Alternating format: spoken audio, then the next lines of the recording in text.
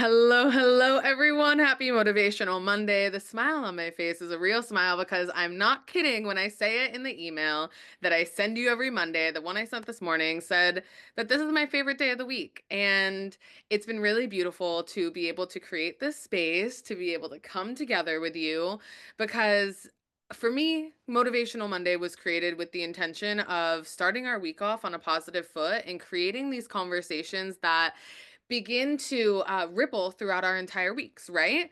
So for me, starting my week off on Mondays, going to the gym, and then coming home and writing out the notes and figuring out what we're talking about always feels really fun. And then being able to sit here with you, having these conversations with you is so good and so fulfilling for me. So I'm really happy to have you here. And we are going to be talking today about actually urgency culture, which is really interesting. And it's actually going to lead into next week's conversation. So I don't always have the topic for next week as soon as we're at this week. Sometimes it's like naturally flowing, but this week we're going to be talking about urgency culture, and then next week we're going to be talking about like the actual science of burnout. So before we dive in, before we start the conversation, I would like to know how all of you are feeling on this beautiful Monday. Drop it in the chat. Maybe it's a word. Maybe you put on a scale of 1 to 10 where you're at, 10 being the top.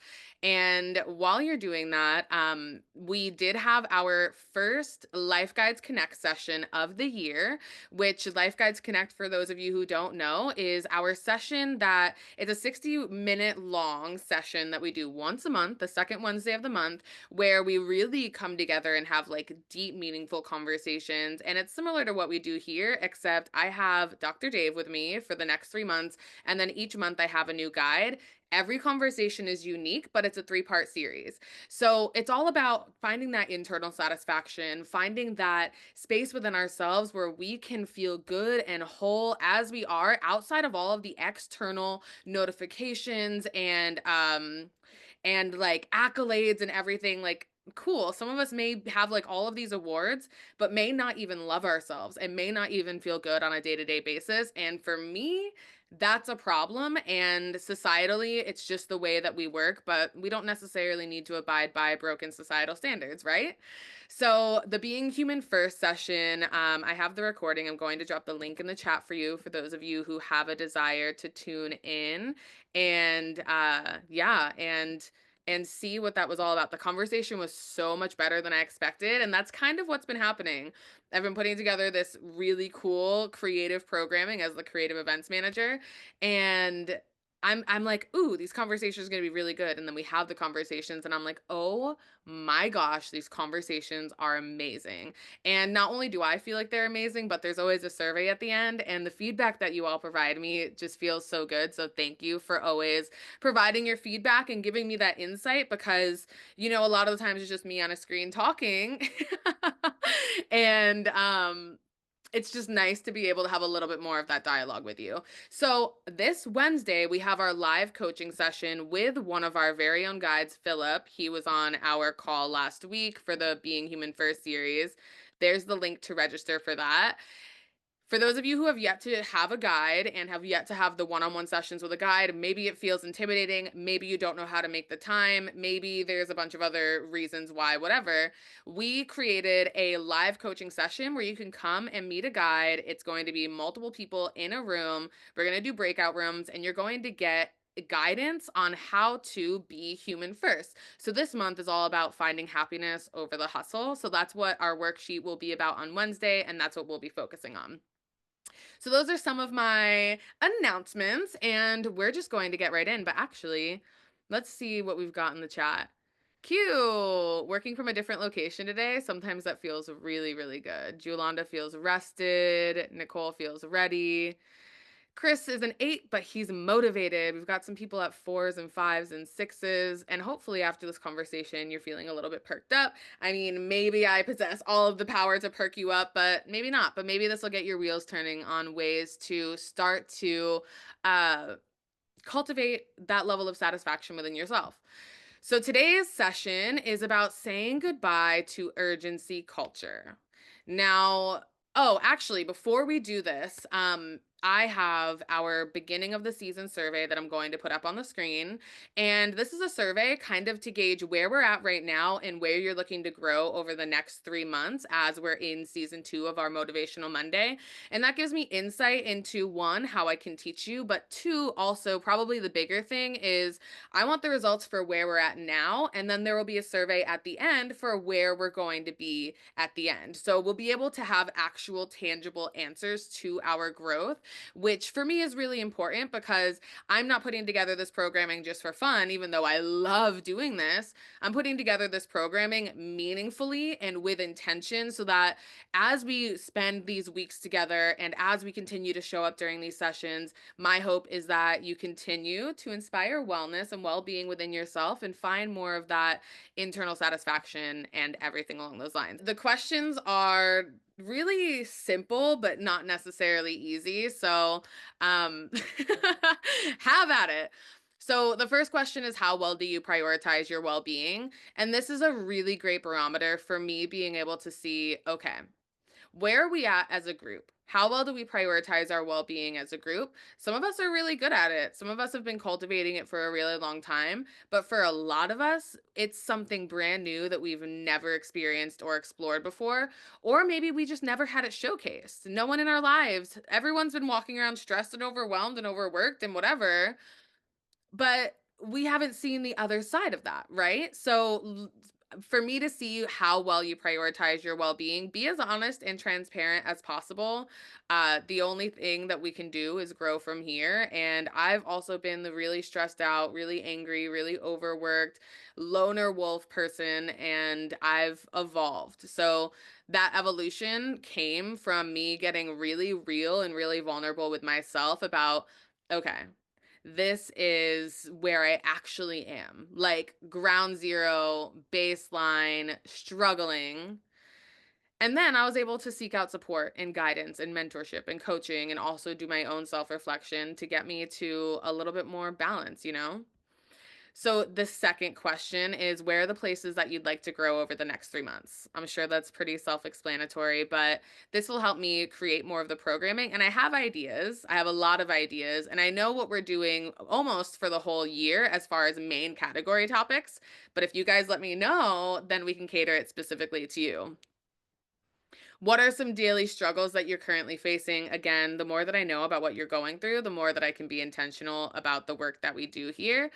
And then I really love this question because I don't think we get asked this enough, but what does your ideal life feel and look like? I know that's not something that we always consider.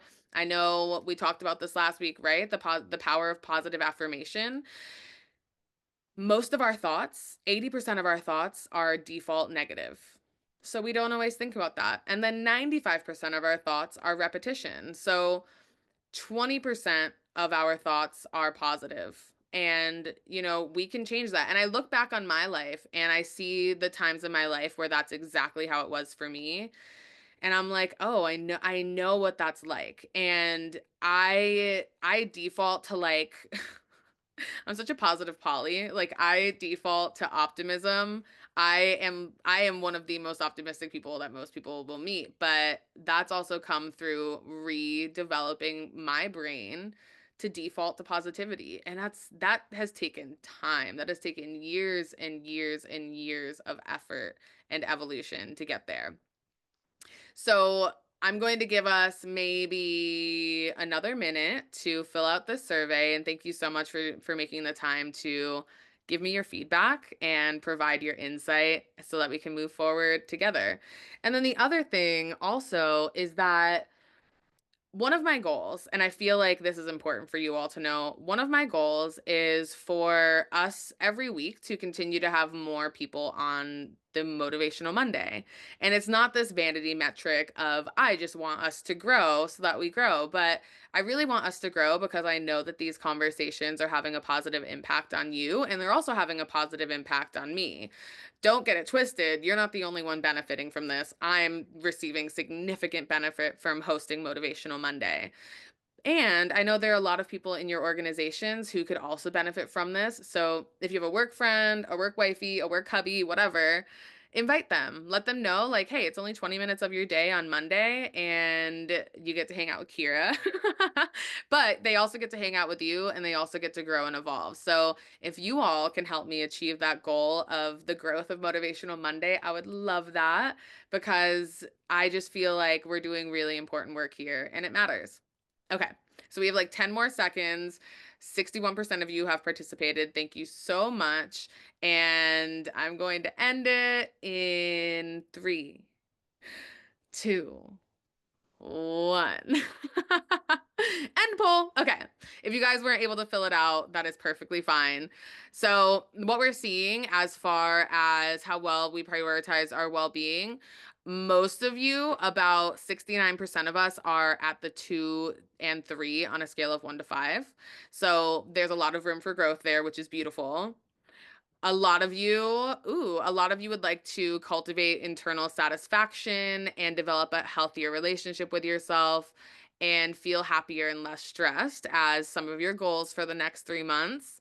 And then some of the daily struggles that you all are facing, let me see the results here.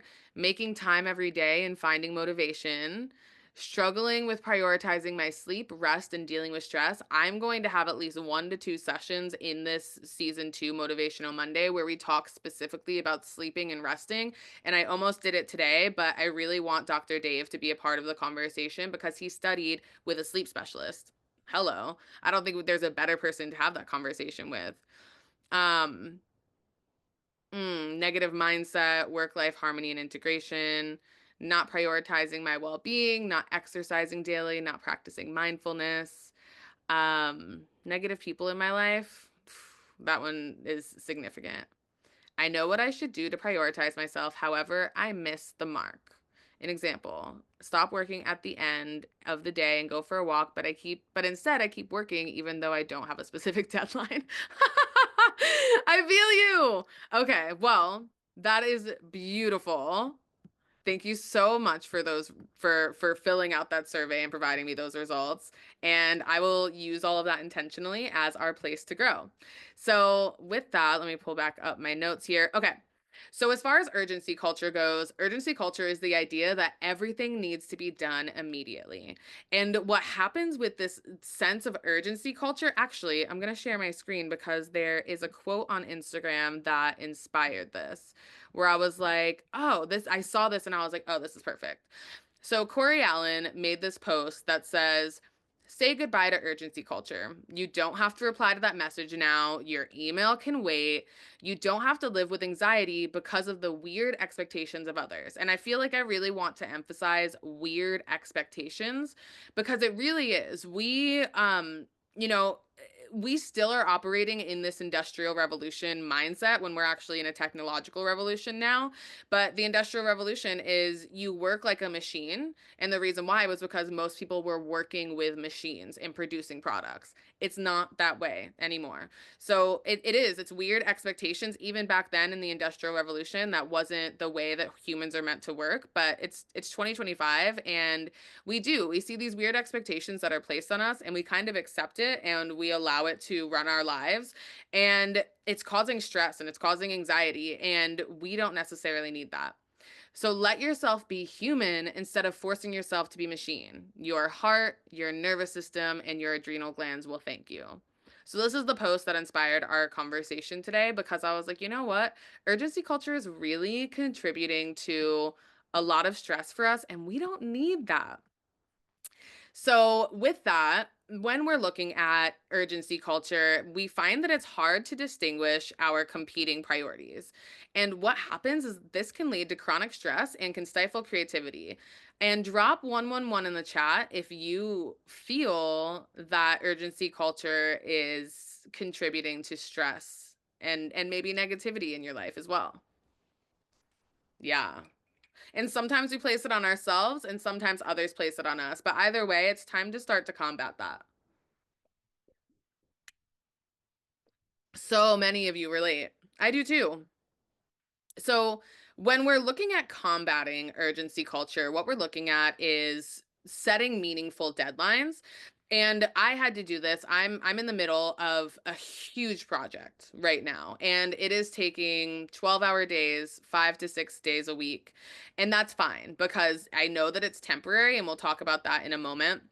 But there are other projects that are coming up in the middle of that that I also have to tend to that aren't necessarily urgent, but need to be done at some point. So, what I've done is for those projects, I've set three deadlines that are spaced out between 3 weeks of like, let me have the draft done by Friday of this week. Let me have a final draft done by Friday of next week. And then on Monday the following week, let me get it approved and let me get it sent out. So instead of feeling like I have to have it all done at once and spend a whole chunk of time doing it, I've broken it up in a way that feels realistic where I'm like, okay, I've got so many other things that are top priorities, but I can invest a little bit of time in this. And I let my bosses and my team know, like, hey, this is the way that I'm executing on this project. And in me letting them know what my own personal deadlines for it are, they're like, okay, cool. So, with looking at meaningful deadlines and combating urgency culture, one of the things that also is our biggest struggle is this. We get so many notifications all day, every day that take our focus away from the task at hand and are pulling us in a new direction almost immediately. And we see a notification, we get that dopamine hit, we go in that direction, we abandon what we started, we don't even finish this thing, and we don't finish this thing, and we get really stressed out. So, a couple of ways to combat that as well are I would suggest not looking at your phone 20 to 60 minutes after waking up. When you wake up, you guys, your brain is in such a receptive state. And we'll talk about brain waves at some point during Motivational Monday, probably not season 2, maybe season 3. But what happens is your brain is in such a receptive state. And if you're automatically scrolling and looking at all these notifications, your brain starts firing way too fast and stops being intentional and meaningful and starts just being way too rapid, way too fast. So, not looking at your phone 20 to 60 minutes after waking up will help combat that piece within you that sees a notification and needs to respond to it right away. And in a similar sense as well, turn your phone off 20 to 60 minutes before bed. Because if you guys are the type of people who are waking up, all of a sudden having that to do list in your mind, if you're going to bed with those notifications and scrolling and seeing all of the information at such a faster pace than our brain is actually wired to intake information, then that could also be why you're waking up stressed as well. Exactly. Silence your notifications at a certain time. I have my phone set to I don't think it's do not disturb mode, but it's like some sort of mode where after 9 o'clock I can't get notifications and most of my apps are turned off. It's beautiful. I also turn my phone on airplane mode as I go to bed. But this morning I woke up stressed out because I'm working on this huge project. And we talked about waking up positively last week, and I was like, you know what? I'm going to put on my headphones. I'm going to lay back in bed, and I'm just going to put on positive affirmation morning meditation. And instead of letting those thoughts run rampant all day, I was like, Kira, you need to take time for yourself. Normally I journal, normally I do other things, but I was like, time to silence those thoughts. And I'm in such a better place today because of that. So maybe that'll support you. But a lot of us feel like we have a never ending list of to dos.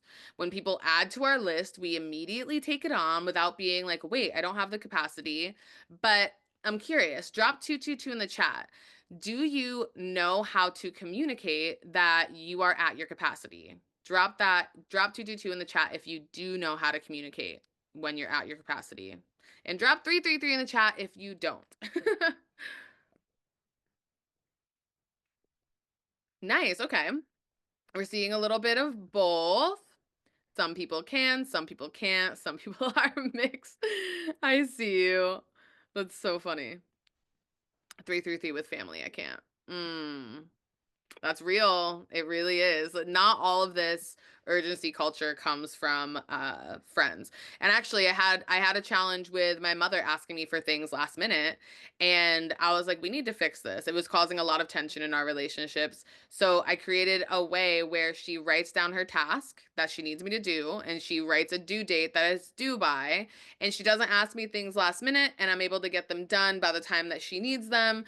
And that sense of urgency that she needs something done from me. She knows it's going to get done, but it's going to get done on my time in an appropriate time for her. So she can't ask me something as I'm walking out the door or like as I'm waking up, give me a call. She knows that we have a system in place, and that's helped both of us ensure that both of our needs are met as well.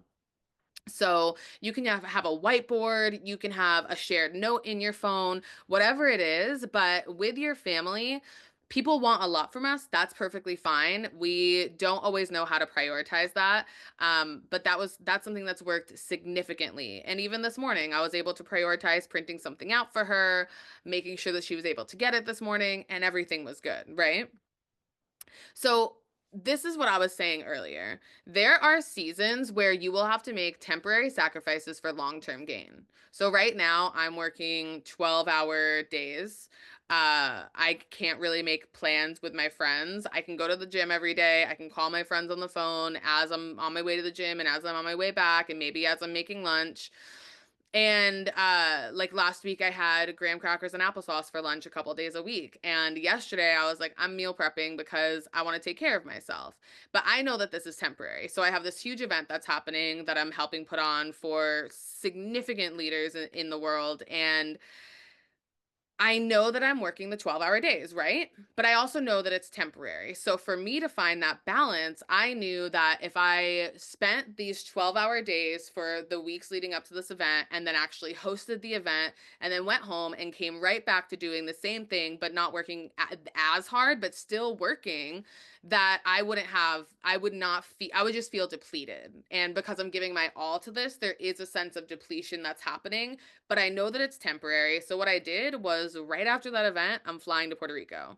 And I'm spending a few days on the beach. I've got my books, I've got everything taken care of so that I can come back refreshed and renewed and actually do the work that I love to do in a way that feels good to me. Because a lot of us love what we do, but we don't love the capacity at which we do it because we do not know how to rest. And we have this urgency culture. So for me, I had to really sit with myself and be like, Kira, what does it look like if you keep running yourself ragged? And for this time of my season, I absolutely can. But as a default, I can't work like this all the time. So now when I work and I'm pulling those 12-hour days, it feels satisfying because I'm working towards an event that's really amazing, but then I'm also working towards my resting and my receiving afterwards, which feels so good. So maybe that inspires something in you. But with this urgency culture, if we don't make time for ourselves and if we don't chill, then we can struggle with our self-worth because we don't have that sense of satisfaction at the end of the day. And we don't feel like we're enough, and we don't feel like we actually have that accomplishment. So here are two affirmations for you. I'm going to drop them in the chat for you. I would use these daily if you can. And we're coming to an end. It says, I'm doing my best and my best is good enough for me. I see my value before I do anything. My value is inherent. So, regardless of how much you get done, you did your best, and that's good enough for you. You know that you're a valuable human before you do anything, and you know that the work that you do is of quality. Your value is not based on how much you do. Your value is based on you being a beautiful human and showing up as the beautiful human that you are. And then what you can do is you can also build support systems as you are evolving through all of this. You can be more vulnerable about your needs. You can set more clear boundaries. And it's not boundaries of like, I'm not going to do that, but it's boundaries of like, I don't have the space right now. Or do you know how, in what ways do you think I can receive help on this? Because I don't think I can do it alone. And the more that you let people know that you're human, the more that people want to support you. But if you're taking it all on alone and you're not letting anyone know that it's adding stress to your life, that is not good. And the last thing I'll say is learn how to prioritize your pleasure and your peace. Learn how to shut off when you're done with your work.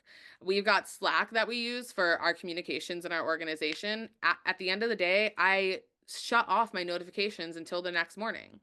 I'm done. I don't need to see more notifications. I don't need to be reminded of something at 8 o'clock at night. People might still be working at 8 o'clock at night. That's fine. Maybe they started late. Maybe they have a big project, but I don't need to focus on that until I get back to work the next day. If your mind is running ragged, focus on breathing. We talked about box breathing in one of our motivational Mondays. The four count inhale, 4 count pause, 4 count exhale, 4 count pause. That'll regulate you and get you grounded back into everything that you need to do. And find the things that bring you pleasure. Do you like to read? Do you like to take baths? Do you like to go for a walk or a run? Do you know how to step away from your desk during the day? Find those things and prioritize them. Maybe you can't do it every day, but maybe like once a week on a Saturday, you're like, I'm reading my book in the bath and I've got my bubbles and I've got my candles and I'm taking an hour to myself. Beautiful. And then the final question, how can you make the work that you're doing more pleasurable? I can make the work that I'm doing more pleasurable by blasting music that I love. If I'm blasting music that I love, I'm instantly more efficient. So find those ways where if you are working and you are putting in that work, how are you pouring into yourself as you're doing it and how are you making it more pleasurable? Okay, that's all I have for urgency culture. Thank you so much for being here and for having this conversation with me. It's always a pleasure and a joy. I will see you next week. And next week, we'll actually be talking about the science of burnout and what that looks like. And I hope to see you on Wednesday's session for our live coaching with one of our guides, Philip. He is phenomenal. I'm going to drop our link tree in the chat, and this is where you can find access to all of our recordings, all of our worksheets, how to register to have a guide, everything. And then also I'm going to drop our YouTube in here just so that you have it. If you want access to all of our other Motivational Mondays, they're all on our YouTube and you can just catch them right there. Okay. It's a pleasure and a joy. I love spending Mondays with you. I hope that your week is more amazing than it's ever been. And I will see you next Monday. Bye, everyone.